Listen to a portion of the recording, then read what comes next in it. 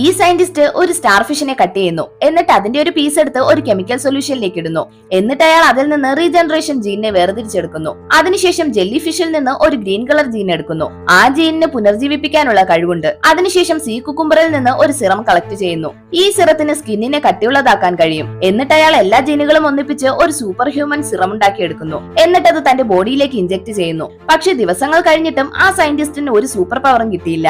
അങ്ങനെ ഇരിക്കെ അയാളുടെ വൈഫ് പ്രഗ്നന്റ് ആവുന്നു. വൈകാതെ അവർക്കൊരു ആൺകുട്ടി ജനിക്കുന്നു. നോക്കുമ്പോൾ കുഞ്ഞിന് ദേഷ്യം വരുമ്പോഴെല്ലാം അവന്റെ സ്കിന്ന് ഗ്രീൻ കളറായി മാറുന്നു. അയാൾ ഉടനെ മകന്റെ ജീൻ എടുത്ത് നിരീക്ഷിക്കുന്നു. അവന്റെ ബോഡിയിൽ മോൺസ്റ്റർ ജീനാണുള്ളതെന്ന് മനസ്സിലായതും മകനെ കൊല്ലാൻ പോകുന്നു. പക്ഷെ ആക്സിഡന്റലി അയാളുടെ വൈഫിനെ കൊല്ലുന്നു. വർഷങ്ങൾക്ക് ശേഷം അവനും അച്ഛനെ പോലെ ഒരു സയന്റിസ്റ്റ് ആയി മാറുന്നു. ഒരു ദിവസം അവന്റെ കൂടെ വർക്ക് ചെയ്യുന്ന ഒരാൾ ഒരു മെഷീൻ ശരിയാക്കുമ്പോൾ അതിന് ഷോർട്ട് സർക്യൂട്ട് സംഭവിക്കുന്നു. മെഷീൻ ഓൺ ആയി ഇവന് സ്ട്രോങ് ആയ റേഡിയേഷൻ ഏൽക്കുന്നു. പക്ഷെ അത്ഭുതകരമായി അവന് പരിക്കൊന്നും പറ്റാതെ രക്ഷപ്പെടുന്നു. അന്ന് രാത്രി അവന് തന്റെ അമ്മയുടെ മരണം ഓർമ്മ വരുന്നു. വിഷമിപ്പിക്കുന്ന ആ ഓർമ്മ അവനെ ദേഷ്യം പിടിപ്പിക്കുന്നു. അടുത്ത നിമിഷം തന്നെ